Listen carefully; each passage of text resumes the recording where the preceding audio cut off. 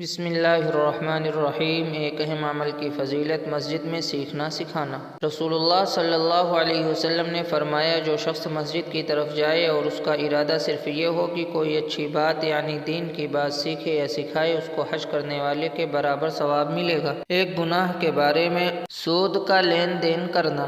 رسول اللہ صلی اللہ علیہ وسلم نے فرمایا، جس قوم میں سود عام ہو جاتا ہے اس میں پاگل پن جیسی بیماری پھیل جاتی ہے، اور جس قوم میں زنا جیسی بری چیز عام ہو جاتی ہے اس میں کثرت سے موت ہونے لگتی ہے، اور ناپ تول میں کمی کرنا جس کی عادت بن جاتی ہے اللہ تعالیٰ اس سے بارش روک دیتا ہے۔ دنیا کے بارے میں، لوگوں کا دنیا کی فکر کرنا۔ رسول اللہ صلی اللہ علیہ وسلم نے فرمایا، آخر زمانے میں ایک قوم ایسی ہوگی جو مسجدوں میں حلقے لگا کر بیٹھے گی اور اس کے سامنے دنیا ہوگی، یعنی دنیا کا تذکرہ، اور اسی کے فکر میں منہمک ہوں گے۔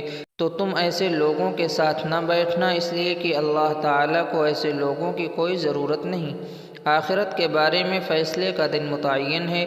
قرآن میں اللہ تعالیٰ فرماتا ہے، بے شک فیصلے کے دن لوگوں کا وقت ان سب کے لیے مقرر ہے، جس دن کوئی دوست کسی دوست کے کچھ کام نہیں آئے گا اور نہ اس کی کوئی مدد کی جائے گی، مگر ہاں جس پر اللہ تعالیٰ رحم فرما دے۔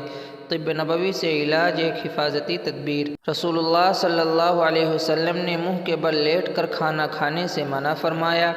فائدہ: اس طرح کھانے سے معدے میں کھانا بڑی تکلیف سے پہنچتا ہے اور ہضم ہونے میں بھی تکلیف ہوتی ہے۔